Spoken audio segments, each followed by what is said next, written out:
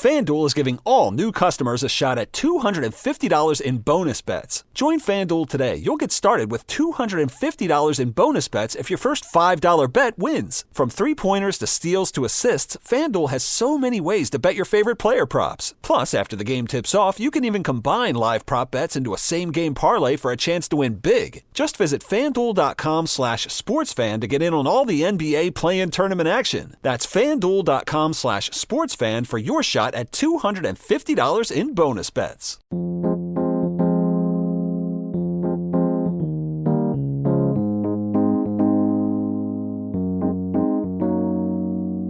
It's so hard for me to believe that it was nearly 2 years ago that I proposed the idea to then host of the Homebrew Challenge, Martin Keene, to jump ship from what he was already doing very well and successfully in brewing and beer and join Brewlosophy.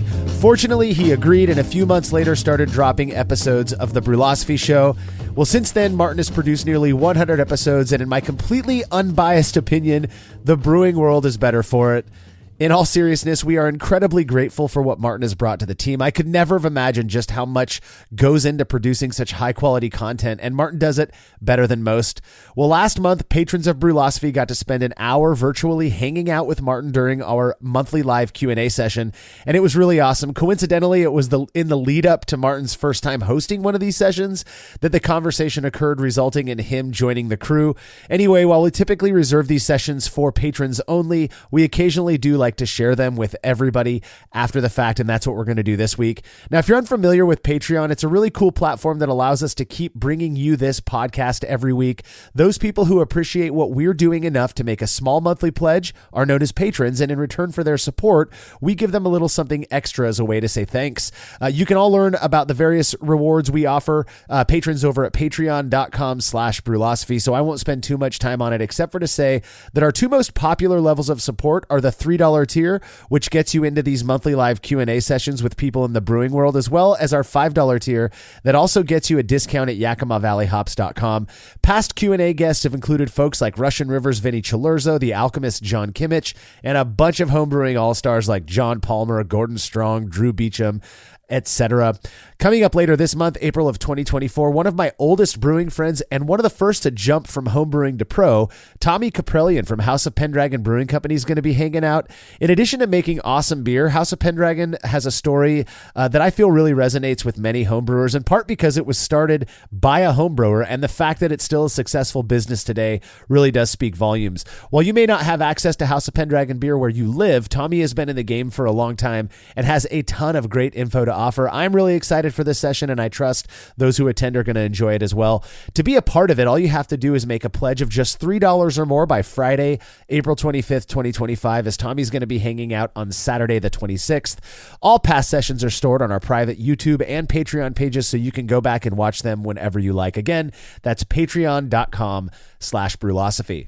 Another way you can help us out is by using the links found at brewlosophy.com/support. We are affiliated with most of the places people buy brewing stuff online, including Amazon, More Beer, Great Fermentations, and the like. When you use those links, which you can also bookmark for future use, we get a very small commission that does help us to cover some of our production costs.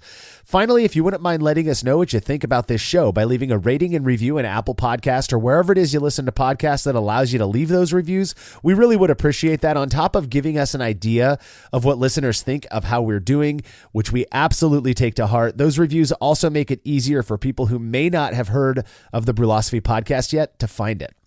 Feedback is brought to you by Clawhammer Supply, who are known for their incredible all-in-one electric brewing systems. I brewed on both their 120 and 240 volt systems, and I'm telling you, these things are legit, efficient, easy to use with a relatively small footprint. You will not be disappointed with one of these units. Plus, the guys behind the company run an amazing YouTube channel, which you can find by searching YouTube for Clawhammer Supply. If you're in the market for electric brewing gear, make sure to check out what Clawhammer Supply has to offer at clawhammersupply.com. And don't forget to let them know Brewlosophy sent you when you're checking out. That's clawhammersupply.com. Listener Kelly Berg wrote in with some very kind feedback that personally warmed my heart a little bit. Kelly said, I've only been brewing for a few months and got into your podcast through the recommendation of the guy at my homebrew shop. As someone who's dabbled in podcasting, I must say your sound quality is amazing. Like, it's hard to believe you're producing this from a home studio. For the last 10 years, I've done quite a bit of recording, both music and spoken word, and it took me quite a while to get everything in place to sound as good as you guys do. If you're okay with me asking, what is your secret? Well, first off, Kelly, thank you so much for the kind words. I am surprisingly neurotic about certain things, audio quality being one of them.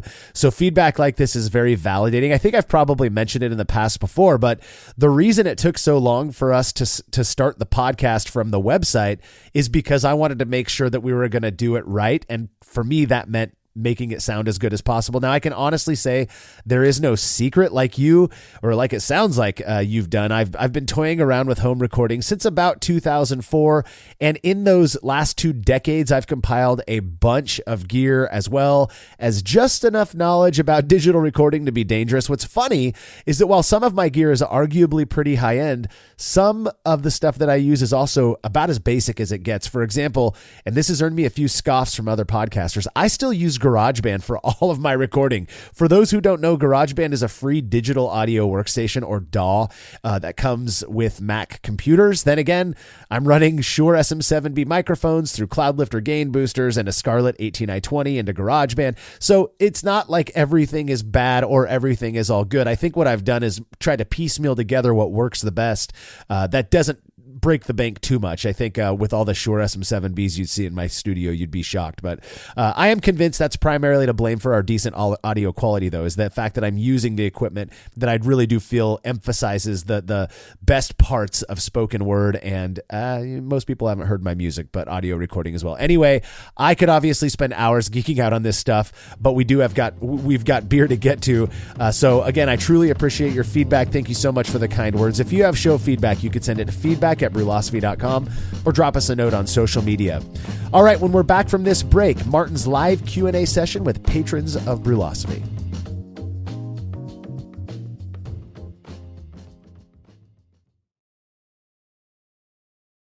As every brewer knows, the best beer requires the best hops, which Yakima Valley Hops provides fresh from the source to brewers around the world, carrying everything from classics like Cascade to modern favorites like Galaxy and Mosaic, as well as other ingredients and gear. Yakima Valley Hops has it all. And don't forget to check out their new podcast, The Late Edition, where the YVH crew goes into depth on our favorite plant with industry experts. Head over to YakimaValleyHops.com now to see all they have to offer and subscribe to The Late Edition wherever it is you listen to podcasts. We all know that designing recipes is really fun, and doing it well is so much easier with good software. We at Brewlosophy recently made the switch to Brewfather, and honestly, y'all, we could not be happier. Brewfather utilizes the latest technology to bring you the most robust cloud-based recipe design software that can be accessed anywhere, on your phone, tablet, desktop, and even offline. It also works seamlessly with numerous third-party devices to make it easier to monitor every step of your brew. I know change can be difficult, but trust me when I say you need to go to brewfather.app today to try it out for yourself. That's brewfather.app.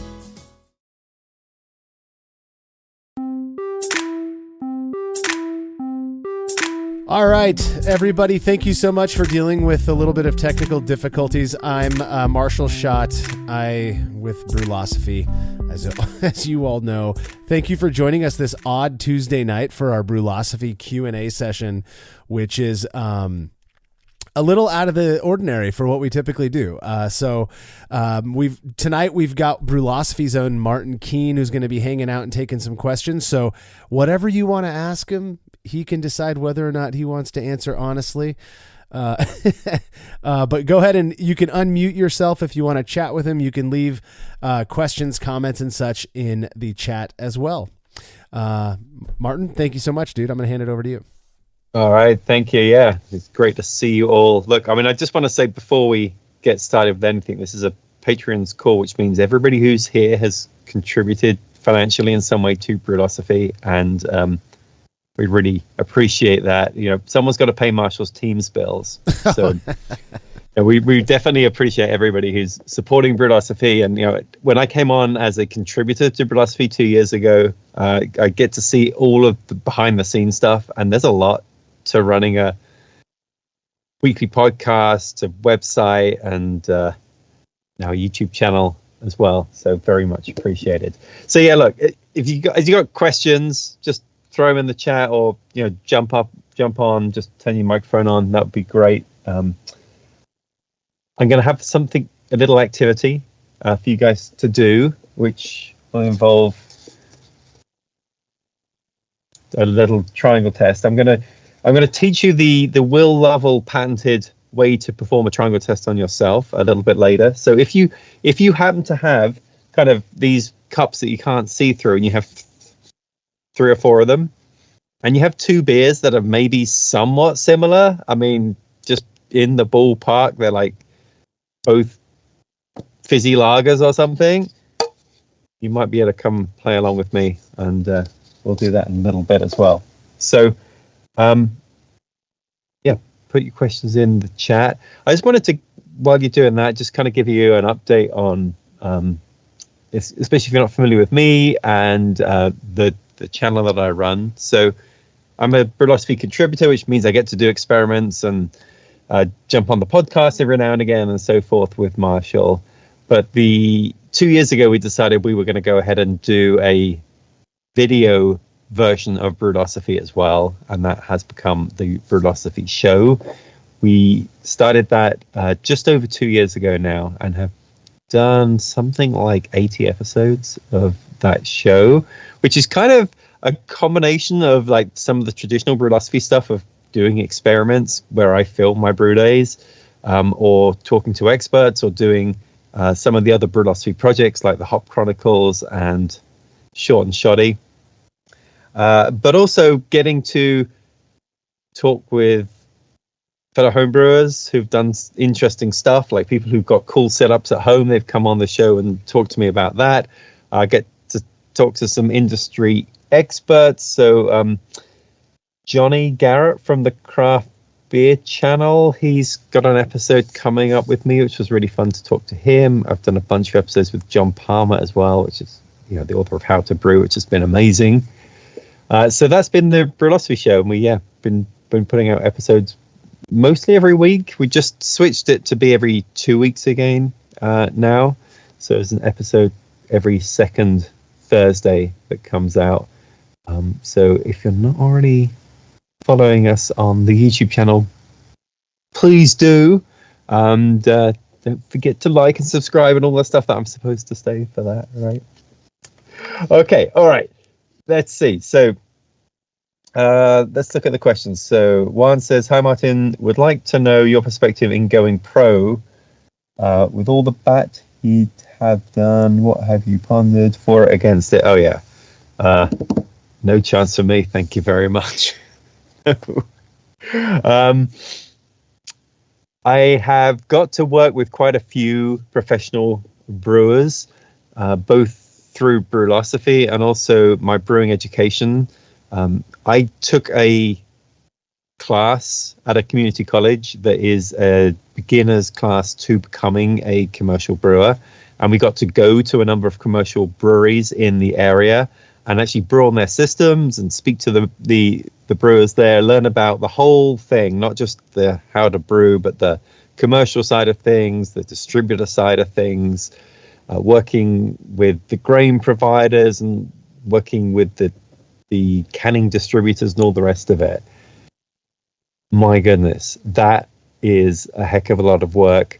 And just speaking with the head brewers at some of these places, many of them were home brewers, and I sort of asked them, how it went, and they said, we are 90% small business owners and 10% brewers at this point. So for me, I'd much rather be messing around in my basement coming up with a new beer and not having to worry about making a profit out of it at some point later. What is your homebrew origin story? From Kevin. So I started out with something called the Homebrew Challenge. Was my first sort of serious foray into home brewing. So I took a look at the BJCP guidelines and saw that there were about 99 styles listed in there. And up until this point, I had been brewing on and off, not very regularly, but I realized I was in a bit of a rut. I would just be brewing the same old styles over and over again that I kind of liked. So I'd do an English bitter. And I saw somebody was drinking a ordinary bitter tonight. So very, very cool. I would do a triple. I would do a Guinness or a dry Irish stout, and just kind of on repeat, maybe an IPA or a pale ale. And I was getting in a bit of a rut. So I decided, wouldn't it be cool if I could learn to brew some of these other styles? And I was looking at these, the 99 styles in the BJCP guidelines, and I'm like, I don't even know what some of this stuff is. Like, have I ever had an alt beer? I don't know. So I decided I would brew them all. So I figured out I would brew one per month and make a video about it and launch it on a YouTube channel called the Homebrew Challenge. And then I realized if I do one per month and there were 99 beer styles, I would be doing this for many, many years. So I switched to doing it every week. And that was what I did for 2 years, the Homebrew Challenge, where I would brew a beer every week, working my way through the BJCP guidelines, and learned a lot about a lot of pretty unusual beer styles. I also did it in order that they're listed. So style 1A is American light lager, and then 1B I think is cream ale, and they're all kind of joined together. So I just did a whole bunch of lagers up front, then I just did a whole bunch of German beers, and then a whole bunch of British beers. And I was really looking forward to doing the Belgian beers, but that's kind of at the end of the guidelines, so I had to wait nearly 2 years for that. But if you would come round to my house, firstly, I always had beer on because I had a new beer every week to try and get rid of. And secondly, you would see things like tap 1 would be Czech lager, and then tap 2 would be Czech premium Pils lager, and Czech 3 would be some other Czech lager. It was like not very diverse selection of drinks because I was kind of brewing it in the order. But that is my brew origin story. Okay, Stephen says, I was talking with a Gen C fella over the weekend, and he was talking about how crazy expensive it is to drink at a bar these days. This could be a useful way of attracting folks into this age group into brewing. Yeah, it does seem that it's pretty expensive to get some of the better craft beers now and go out to the breweries. But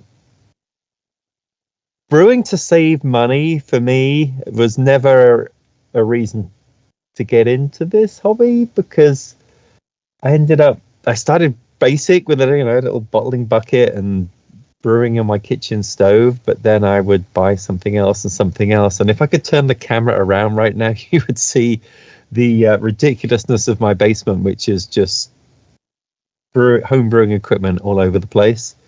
Doesn't need to be like that. I do get that, but yeah, maybe that's the way to get people interested in the hobby a bit more. I don't know. Okay, next question. Thanks for all these questions coming in. This is great.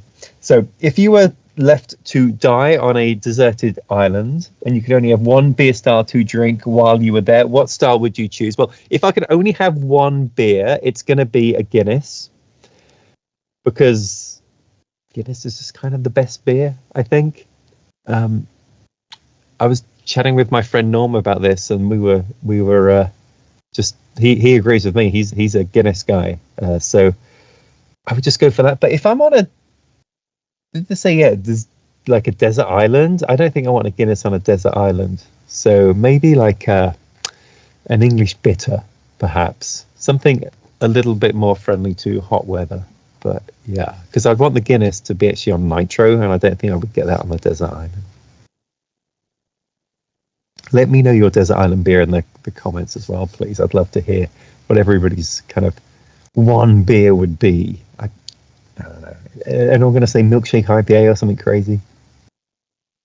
Okay, if you were to do the same run at all BJCP styles, what order would you do it in order to learn the fastest? What would you skip? What is a must? Yeah, if I did the Homebrew Challenge BJCP guideline thing again, firstly, I would have done a bit more research and realized that some of these styles in the sour beer section actually take about a year to be ready. So I was kind of on like a 6-week schedule with the Homebrew Challenge. Once I started brewing weekly and I was publishing a video weekly, I had a schedule set out. So on a given week, I would be brewing a beer, but I would also have a beer in the fermenter. I would also have a beer in keg, maybe a beer conditioning. I would be writing a recipe for another beer. I would have like 5 or 6 beers on the go at any one time. But it would get to the stage where 6 weeks from brew day, I had to have the video out for that beer. And I got to the sour category, and then I realized that some of this stuff could be kettle soured, like Goza or something, no problem, or Berliner Weiss. But then some of those styles really actually needed to be sat in my basement for like a year. And I had to skip over some of those and then revisit them like a year later. So firstly, I would have done the sour beers first, so they were prepared in time. And then secondly, I probably wouldn't have done all those lagers at the beginning, because it's very interesting how the guidelines are set up in that most of the beers, like the first 20 beer styles, are lagers. And then once you've done your last lager, I think there's like Czech lager, maybe the last one, there is no more lager in the entire BJCP guidelines. So I just did ales for a year and a half, and I kind of missed doing the lager. So I would kind of mix that up as well if I had another go at it. Okay, how... All right, Stephen asks, how did you consume all 99 batches of beer in that time? I assume you shared a lot of it and maybe some went down the drain. On that note, what are some of your favorite memories sharing your homebrew? Yeah, so the Homebrew Challenge was done just before the start of COVID and ran into COVID. So originally, for the first 6 months or so, I would bring like a friend over or a bunch of people over, and we would do tasting videos together. And I would then send that person on their way with as much beer as possible. I also originally started brewing 5-gallon batches, and I ended up changing the brewing system I was using pretty quickly, because I was using a system designed for 10-gallon batches. It was a Blickman Brew Easy, and that was just, you could scale it down, but it was kind of a pain. And I realized I really wanted to only brew kind of 2.5-gallon batches, because that was plenty of beer for the week. So I ended up moving to the Clawhammer system eventually, and was able to do that. But even then, I only was, going to have 2 or 3 of these beers, and then it's on to the next week's beer. So fortunately, I had friends and family coming around and helping with that. I think some of the highlights were when I had family come from overseas, and they got to sit down here in this little tasting area here with me and try some of the beers. That was pretty fun. And send them on the way with that. But yeah, it was a lot of beer. Some of the beers did end up going down the sink, particularly the Rauch beer, which was disgusting. That was a very smoky beer, and I put way too much smoked malt into that. But most of them turned out either decent, or very good. And I ended up also keeping some. So like behind this wall here, I think I still have a barley wine back here somewhere that I've been aging, and an old ale. So I kept some of those, and the Eisbock, which is the Doppelbock, which is fresh, frozen. You kind of freeze distill it, and then it's supposed to get better over time for like 5 years or so. I still have a keg of that in which I keep cold in my kegerator, just to age that for a few years. So some of them are still hanging around. Okay. Greg says Munich Helles for the Desert Island beer. That is a really good choice, actually. I might rescind my my British ale for that. What bit of homebrew gear, this is from John, what bit of homebrew gear do you think was your best purchase or acquisition, and which is your biggest regret? So having a YouTube channel has been quite beneficial from that perspective, in that I have got to try a lot of equipment out. Occasionally manufacturers have sent me gear to try and review and, include in the videos sometimes. So I did get to try a lot of things out.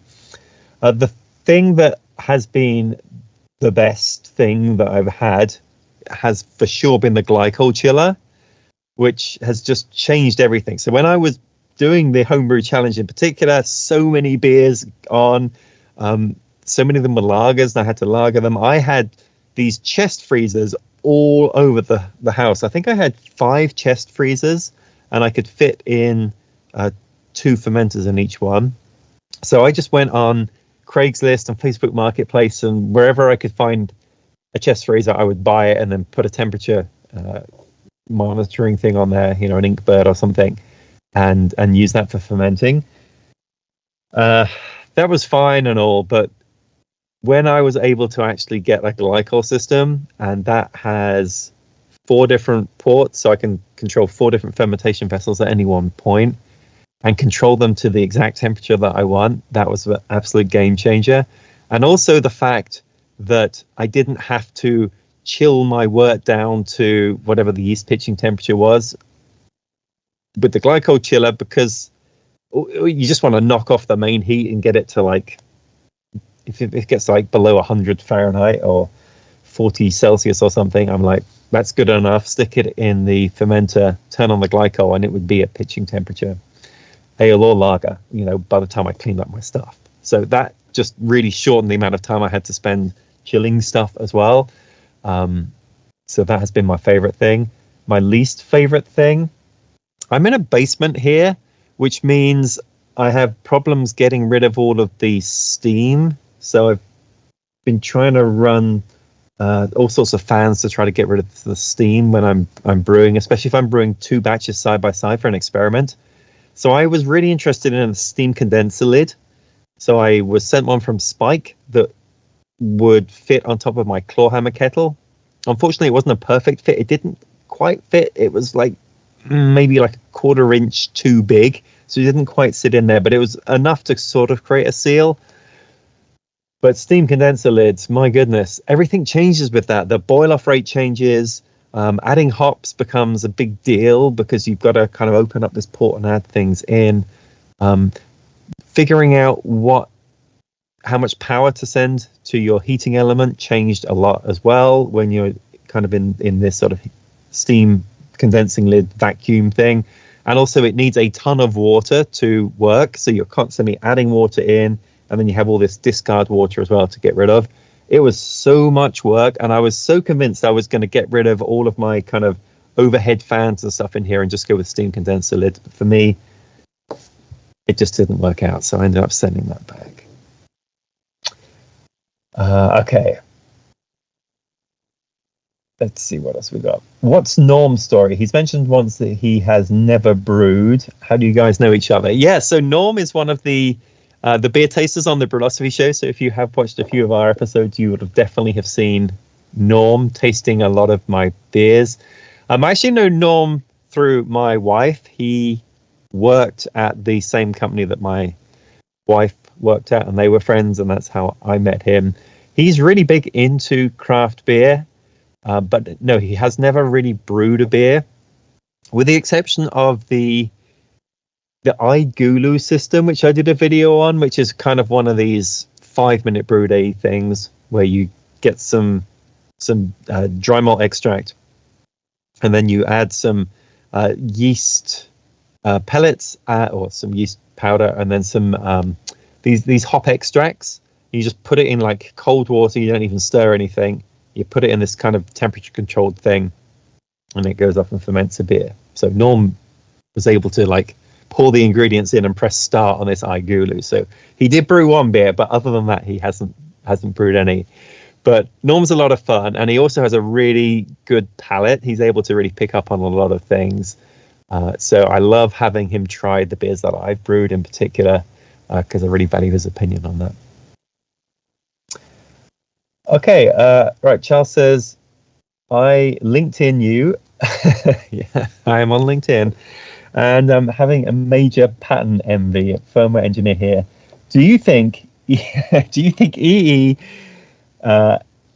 firmware, software, tech guys have a greater yearning for equipment. I find the multitude of stainless and electric brewing equipment fascinating and savings depleting. Might explain your basement. Yeah, I think I have the same problem there, Charles. Yeah, my day job, I work in a tech company, and yeah, I definitely love the gadget side of all of this with brewing, and I've recently got into a little bit of craft coffee as well, and coffee is just as bad for gadgets. In fact, it's becoming worse than brewing because there are so many gadgets now. I was just testing one out on a video a couple of days ago. There's so many different gadgets. I love all this stuff. But does it make a better beer when you have all the gadgets? Maybe not, but some of the stuff makes it a bit more fun or adds to the convenience, but certainly not necessary. And then Charles says, when you're relearning multivariable calculus to calculate the volume loss beneath a paraboloid false bottom, you know you're losing it. Yeah. Does Brewfather support that? If it doesn't, I'm not calculating that. But why not, huh? All right. Okay, next question from Juan. Do you have any equipment to oxygenate wort? And if so, how do you use it with the setup you just shared with your chiller and fermenter with glycol?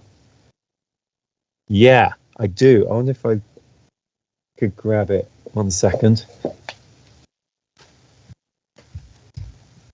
Okay, let's switch to the overhead cam here. Let's see. This is all my tri-clamp stuff, and somewhere in here I do have a oxygenation stone.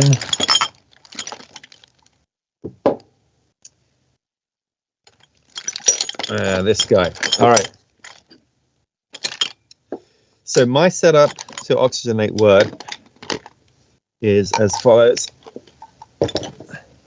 So this here is just a 1.5 inch tri-clamp, and in there is the ability to just hook this up to CO2 or oxygen, and that way you can oxygenate your wort, and then you just kind of open the port when you want to do that and close it again when you don't. You can also use this to carbonate beers as well. And I just will hook this up to, hold on, I have that over here as well.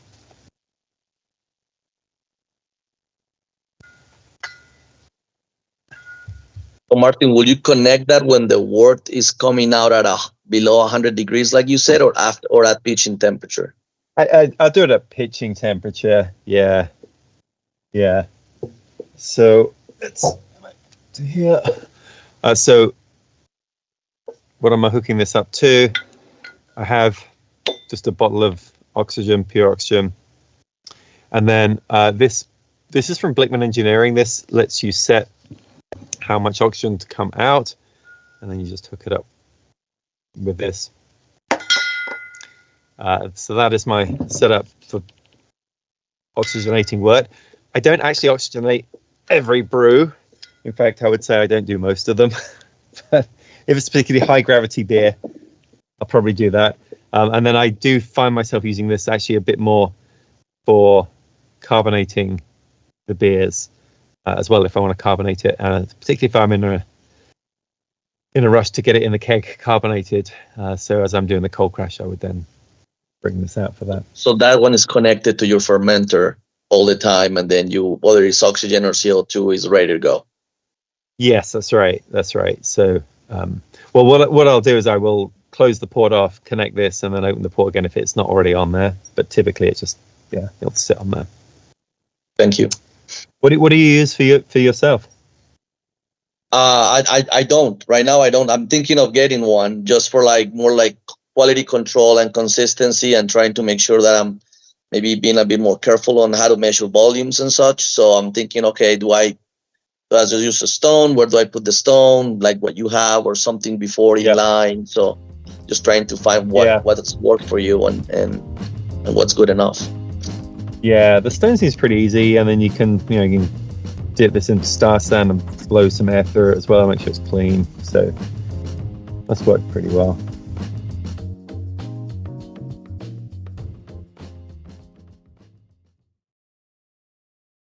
There's no denying that stainless steel is the best material for brewing equipment, and Delta Brewing Systems offers some of the lowest prices on high-quality stainless gear, like the Firm Tank, which in addition to holding 8 gallons or 30 liters of work, comes with a domed lid to even further reduce the chances of a messy blow-off. Plus, it can hold up to 4 psi of pressure for closed transfers. Delta Brewing Systems also has their own line of brew kettles, as well as one of the lowest-priced all-in-one electric brewing systems out there, and their prices are shockingly low. If you're in the market for legit stainless gear that won't break the bank, do yourself a favor and head over to deltabrewingsystems.com today.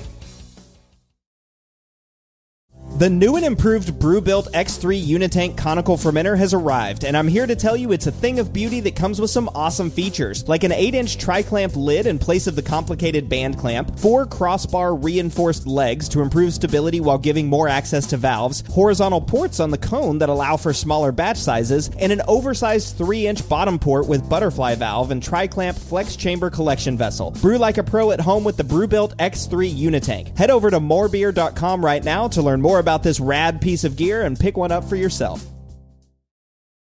Have you ever thought about adding a port to your kettle but held off because you didn't feel like drilling into your gear or sending it off to have someone else do it? From the makers of the world's fastest counterflow chiller, the Xchillerator, comes the Hangover, the easiest way to add extra ports to your kettle as well as countless other options. Mount a faucet to your keg for easy portable pouring. Set up the perfect whirlpool arm. Hold a heating element in place. All of this and so much more without permanently modifying your gear. Manufactured right here in the United States, the Hangover offers brewers too many convenient solutions to list here. So head over to Xchillerator.com today to see what the Hangover can do for you.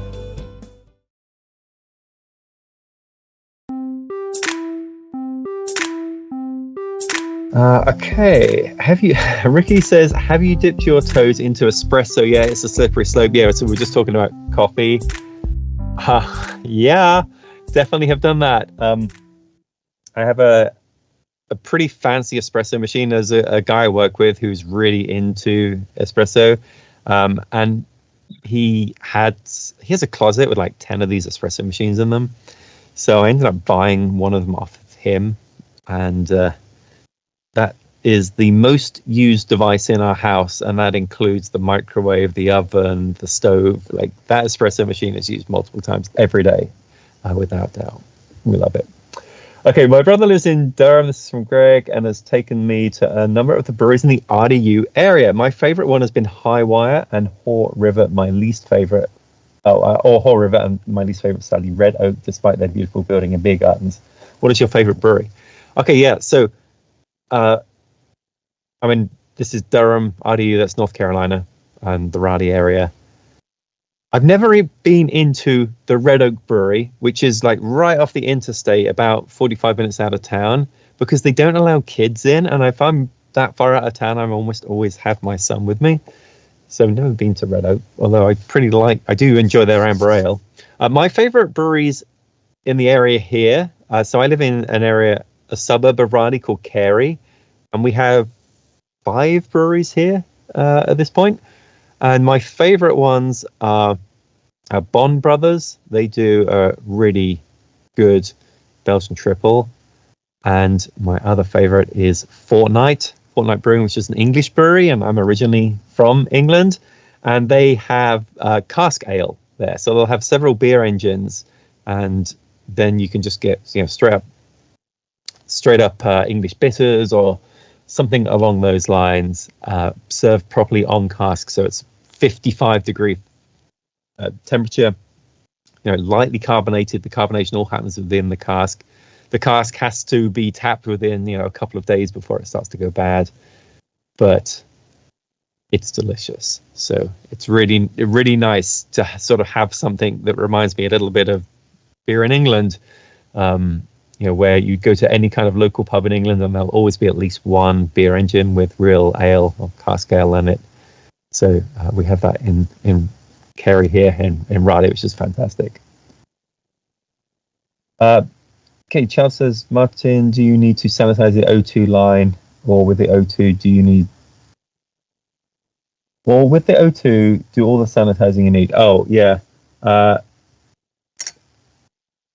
back to this. I will run this through some Star Sand, bubble it out. That's all I'm doing. Nothing fancy with that. Okay, Adrian says, I remember you did a video on hop spiders, but I can't remember your outcome. I noticed a difference and don't use one anymore. I do run a pump to recirculate the cone in the center for transferring. Okay, Adrian, thank you for asking this. Yes, so we did an experiment with hop sleeves where we try to figure out, let me show you what I mean. Hold on. Talking about these guys, right? So with the claw hammer system, you get two of these, and these just kind of sit on the edge of the kettle. You put your hops in here, and I don't know what micron mesh this is, but it's pretty fine. And I was very curious to see, am I losing kind of hop bitterness and hop flavor by using these guys? I really felt like I was. So we did an experiment where I brewed a beer, or the same beer, but in one of the batches I used this, and the other one I added in the hops directly into the kettle. And that came back, I believe, as a non-significant experiment, that not enough people could taste the difference for statistical significance. But the guy that kind of gave me the idea, Steve, I sent him the beers and he could tell a difference. He was able to pick the beers out in a triangle test. So I think for some people it did make a difference. I no longer use these things, though, even though that experiment came back non-significant, because I have figured out how I can use a pump with my claw hammer system and not need this, which is essentially to use, they have a device called a whirlpool arm that just sends the recirculation flow into the bottom of the kettle and then forms a whirlpool. So what I will do is I will just throw my hops in willy-nilly into the kettle, and then at the end of the boil, I will start this whirlpool and I'll let it whirlpool for maybe sort of 10, 15 minutes while I'm chilling it. So my water is going through a counterflow chiller, it's going back into the kettle, then it's going through this whirlpool arm into the kettle, causing this whirlpool. So it takes about 15 minutes to chill it anyway, so that's time. I'm not adding any time to my brew day. Then I'll cut it off, and then when it's time to transfer, I will just transfer out of the kettle. And then what tends to happen is there's kind of a little cone of hops at the bottom of the kettle that have got left behind. And they've formed because of that whirlpool. So that way I'm not sucking that hop matter in, which would pretty quickly block my pump or end up in my fermenter where I don't want them, and so forth. And that's kind of worked out pretty well. So I prefer not to use these now unless I'm using a ton of hops. And yeah, it didn't come back as a significant thing for me, but I do think enough people were able to tell that I felt like it would be better not to use them. Hey, Martin, on that whirlpool arm, does pointing it in a different angle make a difference with a unitank? Yeah. Emma at Clawhammer told me that you really want to point it kind of into the side of the kettle. So rather than sending it around, he was recommending pointing it so it's sending the flow into the kettle, because then it sort of hits the side and then creates more of a whirlpooling motion, I guess. You can see when you play with the angle, you can see the strength of the whirlpool, and just adjusting it a little bit can make quite a big difference. Okay. Yeah, Martin, ever since I switched over to a Brewzilla, that's what I started doing. I started doing the same thing, and it seems to work out better. Yeah. Sweet. Yeah. I think it's the way to go. I much prefer throwing my hops in and just setting them free. I don't know if it is making a difference, but it sure feels like it probably is. Okay, John says, you mentioned cask ale. Seems like most serve low ABV beers on cask. Heard a brewery talking about serving high gravity on cask and said it was amazing. What say you on that heretical approach? Yeah, that when I go to Fortnite, they typically have an English bitter or an English golden ale on, and it's like 3.5%. And there's something about cask ale, because it's a little bit warmer and it's not as fizzy, that makes it extremely crushable. That you can just drink it like that. And we'll often go there for like the pub quiz, so we might be there for a couple of hours. And you don't have to worry. You can just drink whatever you feel like, because that thing is 3.5%. It's basically just hydrating you. So I don't know about these high gravity cask ales. I've never had one, so I would be curious about that. Okay. Have you done many experiments brewing the same recipe but using 2 different yeasts to compare the outcome? I've done a few of those, and it is quite surprising, or maybe not surprising, but it is quite a difference when you just switch out the yeast. In fact, we did something with the Brew Club a few months ago where we all were given mystery yeasts to try, and then we would put them into whatever recipe we chose, and a lot of us ended up picking a pretty similar recipe, but the beers came out so very completely different because of the yeast strain used. I think one would be like Belle Saison, and then we would try some sort of cleaner strain. Massively different beers. You would just not think they're the same beer in any way. But we haven't done an awful lot of those on Brewlosophy, because I think that the post boil variables like that, where the variable comes in afterwards, where you just brew a regular batch and then split it, we sort of feel like a lot of people are able to do that. So we'll let them do those experiments. Anyone can do that kind of thing, as long as you have 2 fermenters. Whereas we're all here required to have 2 of everything for the entire brew day. So 2 mash kettles and being able to boil 2 things at the same time and stuff like that, which is not a setup that, unless you're totally insanely brewing a huge amount of beer, anybody really has. But we do have that for the experiment. So we tend to focus on the things that happen at the hot side of brewing a bit more. So we haven't done that many yeast experiments. But if you haven't done it, I mean, it's totally worth splitting one of your batches, putting it in 2 fermenters and adding 2 different yeasts, and just seeing how very different that same malt bill and those same hop schedule can result in such a different beer. It is surprising. I saw your video on hard seltzers. Well, that was a long time ago, yeah.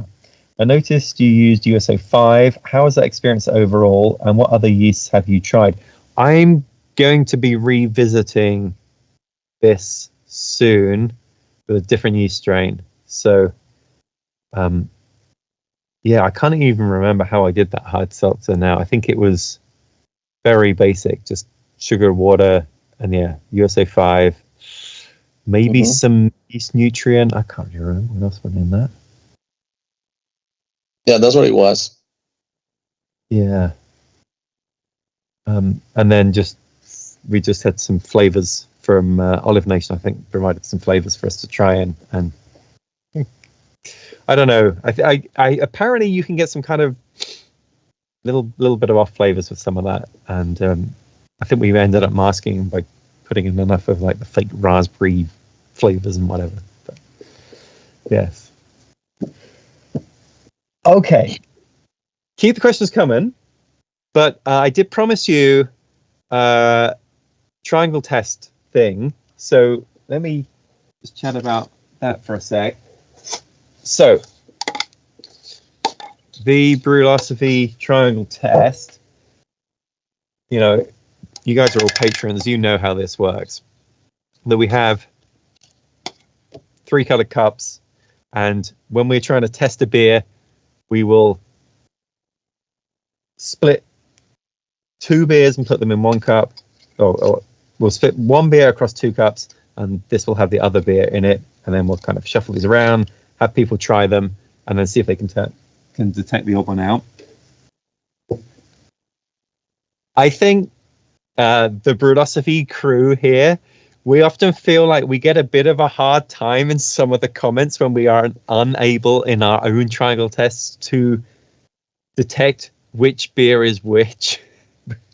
I'm telling you, if you have not done a triangle test, it is much harder than you might think, even if there is a significant difference in beers, because what tends to happen is you got your 3 cups, you taste the first cup, and you're like, okay, right, I know what this tastes like. I know what this aroma is. Maybe you get to the second cup and you're like, that is clearly different. I know for sure that red and green are different beers. So you're feeling really confident you're going to be able to tell which is the odd beer out. Then you get to the blue cup and you're like, is that like the red one or is that like the green one? And then you're kind of second guessing yourself as to which goes to which. So many times, like, I feel very confident in almost all the tests that I can pick out two of them being different, but then lining up the third one and putting it with the right one is so difficult.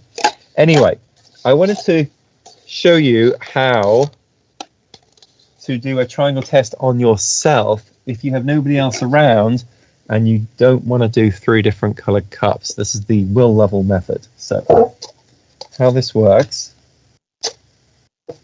is you take 4 cups. Let me switch to my overhead camera. You take 4 cups, right? And you mark 2 of them on the bottom. So I've got a little X on the bottom of these cups here. And then let's say I'll put these to one side, this to the other side, and I will pour my beers. So I'll take beer A and put it in these cups, and then beer B and put it in these cups.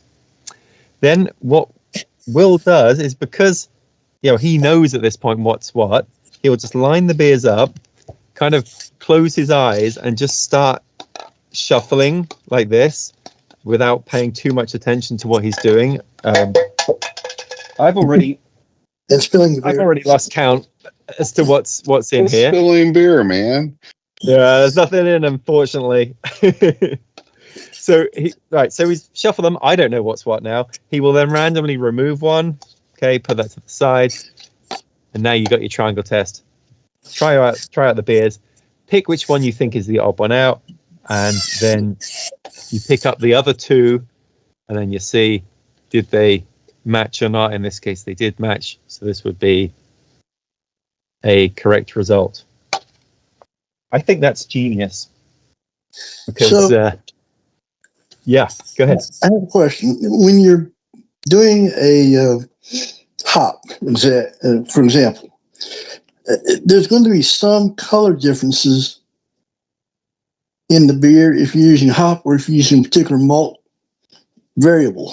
So how do the cups hide the color differences? Yeah. So obviously this will stop you seeing too much of the drink rather than a clear cup. But as long as there's a good amount of foam in the cup as well, it's not very easy to look inside a colored cup and be able to tell much of a difference. I mean, if you were talking about a stout and an amber or something, you definitely would be able to tell. But generally, it doesn't really give you much of a clue. Like, there's not a huge amount of light coming in here that will highlight the differences. And also, when I'm doing it, I kind of put the cups out in front of me a little bit and drink them, and I'm not really trying to look in there and have a look, because I mean, that is the thing with the triangle tests, is we are trying to find sensory differences excluding anything visual. We don't care that the beers look different because of whatever the variable was. So I just try not to pay too much attention to it, and putting it in these color cups kind of hides it, especially when you use different colored cups as well. Like, so if I have a red and a green and a blue, the beers all kind of look a little bit different in these colors anyway, with just the refraction of the light and whatever. So it hasn't been a big problem. Yeah. Thank you. Yeah, no, good question, Tom. What are your feelings on West Coast Pilsner, and how is it different than IPL? Oh, that's a good question for Jordan. Has that episode come out yet? I'm not sure if it's come out. No, I think it did. This was our 2025 trends, and Jordan was trying to describe the difference between so Jordan Folks, another Brewlosophy contributor, he was trying to describe the difference between an IPL and a West Coast Pilsner, how they were different. I'm not sure I could tell you the difference. In fact, I confused the two in the video, and he told me that, and we had to reshoot that segment. So, I don't know, but yeah, he's a big fan of those. Other than coffee and beer, do you have any other hobbies or interests? Yeah, I mentioned this in the Happy Brew Year episode that we did at the end of the year. I have taken on a challenge, which is to start reading more books, and in particular, like actual physical books. So I'm doing this 52-week challenge, which is to say to read 52 books in a year, so one a week. And I have a bookshelf set up with little book holders. And when I finish a book, I put it on the book holder, and I have 52 of them laid out across a giant long shelf. So I can see how many books I need to go to get to the end of the challenge. So I'm currently 6 books ahead of schedule. Any book recommendations greatly received, because I've still got like 40 more to read. So yeah. I'm currently starting the Dune series. Oh yeah. So I'm really into Goodreads now as for recommendations, and that's like one of the highest rated books on Goodreads is Dune. I've never read it. You My recommend daughter got me the first 6 books for Christmas. Because these were written like way, was it the 70s or something? Yeah. Yeah. Well. Yep, highly recommended. Oh yeah. Okay. Yeah. I've heard a lot of good things about it. I'm trying to find hardback books for everything that I get, and hardback books, if you buy them brand new, are pretty expensive. But books that you can get secondhand, I mean, I've just like become this collector at this point, not of like fancy first editions or anything, but every time I can go to a used bookstore or a thrift store, I'm like checking out what used books they have, and all of the books that I've got so far have been the hardcover copy. So I'm going to try and find a hard copy of the first Dune book. Get that. Yep. So what genre are you trying to read into? Well, so I've been buying books of books that I kind of previously read, like on my Kindle and stuff like that. And I'm like, no, I want a hard copy now. And I realized that I have like 80% of the books I've read have been like crime or legal thriller. And it's like, it's getting a bit boring. Like I've read every John Grisham book and Scott Turow and all these sort of legal thriller things. And I started my challenge this year. I was like, I'm going to read something different. So I picked a Stephen King book. I'd never read one of those. And that was great. Have you read it yet? No, I have read one Stephen King book. So some of those are absolutely massive books as well, aren't they? Which is a problem when I'm trying to read one a week. But I think it's one of the big ones too. Is that not the one where he's kind of like on pain meds or something when he wrote it, and he's kind of a bit loopy? I don't know the backstory on it, but I just know that's the one that has to do with Pennywise the clown. Yeah. And he's hunting kids. Sounds like a Stephen King book. Yeah. I used to be big into Stephen King when I was back when I was in middle school, actually. But we have a bookstore here. It's called the Half Price Bookstore, and that's all they deal with is used books. It's an awesome place. Oh, I've ordered from there. Half Price Books. Yeah. They sell online. So I've been able to get some stuff from that. We have a pretty good used bookstore here as well, but most of the stuff I've just got online. You just never know what you're going to get, though. It's $3 or $4 for a book. So it's like, oh, I'll give it a go, and it'll tell you like it's of a very good quality. And it gets here, and it's like half the cover's ripped off sometimes, or sometimes it's like pristine. I just got one in the mail yesterday, and it was the large print version. They didn't say it was the large print version. It's like, it's too hard to read that. Okay, we're nearly out of time. I really appreciate all the questions you guys coming on. Last question, then maybe before we wrap up. what are your plans for the YouTube channel moving forward this year? So I've got a whole bunch of different episodes kind of planned. We've been trying to do some different things on the channel. So rather than just kind of brew day videos, which do take quite a long time to, brew the beer, make the data collection, edit the video and all sorts. And I wanted to try and broaden the channel a little bit. So we're trying to do a few more things where we kind of introduce more craft beery things and talk about beer styles rather than just the brewing side, although of course our audience is primarily home brewers. So some of that. We've got some interviews with some pretty cool people coming up.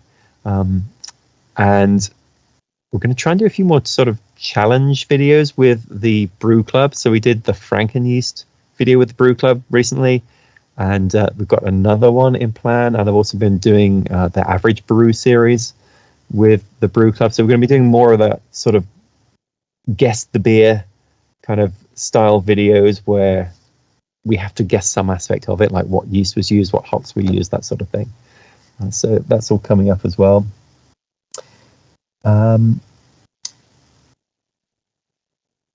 Okay, so read a couple of the comments. Martin, thank you so much for all the love and effort you clearly put into the brewing and Brewlosophy. It doesn't go unnoticed, and truly thanks for all your shares. Very much appreciate meeting you. Yeah, thank you very much, Juan. Appreciate that. We love doing the whole Brewlosophy thing. We're all just contributors doing this in our spare time, and when we get positive feedback from people, we do very much appreciate that. So thank you. And yes, same from Kevin. I thought it was hilarious, the video you did with the Average Brew with the lady that doesn't drink beer. That was funny. So that one has got very mixed reviews, and she's my neighbor, and she looked at the comments and she was like, oh, I'm getting hate in the comments here. Some people absolutely hated it. I feel like it's kind of the equivalent of Jersey and Tim, their 1 minute beer reviews that we used to do on the Brewlosophy podcast, as to whether people would like that or not. Somebody who doesn't drink. I would like to do another video with Helen where we actually present her with beers that there's maybe some chance she would like. So if anyone's got any ideas of like good beer styles for non-beer drinkers, like I was thinking like a fruited sour or something, maybe we could do an episode on that. My neighbor, she doesn't drink beer either, and neither does my wife. They both like a beer that was called Bière de Garde. Oh yeah, Bière de Garde, yeah. Really? Yeah. Non-beer drinkers would like that. She's Helen's really into wine, so we're thinking, something with Nelson Sauvin hops, so something grapey maybe would work. I don't know. I think or Saison. Yeah. Yeah, that could be a good one. I wondered about like a Berliner Weiss as well. Can be sort of lemony kind of thing. Might be Goza. I don't know. I think it's a losing battle, to be honest. It would be fun. All right, we are out of time. Thank you so much for joining. And again, I'm not sure everyone was on at the start or not, but just to say, as a patron and me being a Brewlosophy contributor, we so very much appreciate your support and supporting everything we're doing here at Brewlosophy. It is what keeps the lights on and keeps us going. So thank you very much. And look, hopefully, if you're not already familiar with the YouTube channel, it's just youtube.com/@thebrewlosophy show. Every second Thursday, you will find a video out there. Let us know what you want us to do future videos on in the comments as well. We'd love to sort of get feedback on that, because that really does help drive some of the other stuff that we do. But yeah, thank you so much. And it's been a pleasure chatting with you all. Thank you so much, Martin, for everything you do for Brewlosophy, of course, but also for taking the time out of your very busy week to come hang out with patrons tonight. My pleasure. Massive thanks not only to Martin for taking the time to do this session, but to all of our amazing patrons who believe in and enjoy what it is we're doing enough to throw a few bucks our way so that we can keep doing it. I absolutely mean it when I say that we would not be here today if it weren't for our patrons. So if you're listening to this now and you're not a patron, you have them to thank for that. If you're interested in becoming a patron yourself, you can head over to patreon.com/Brulosophy to view all of the rewards we offer for helping us out. Please don't forget to subscribe to The Brulosophy Show at youtube.com/@The Brulosophy Show, where Martin is creating some killer beer and brewing related content we're confident you're going to love. And remember to head over to Brulosophy.com to stay current on everything we're up to. The Brulosophy podcast is made possible by the generous support of our sponsors as well as all of our rad listeners. We seriously could not do this without you. Cheers to everyone who has subscribed and left a review of our show. It makes a huge difference. If you haven't yet, please consider doing so. Head over to Brulosophy.com/support to view a list of ways you can easily help us to continue producing this podcast. If you want a reward for your support, visit Patreon.com/Brulosophy. Thanks again for listening. We'll be back next week with another episode of the Brulosophy podcast. Until then, think beer. Start off the morning with some hot tea, lemon and honey cause it suits my bro. Put some herb in the bowl, yeah, it's homegrown. Ain't gotta go through the middleman, no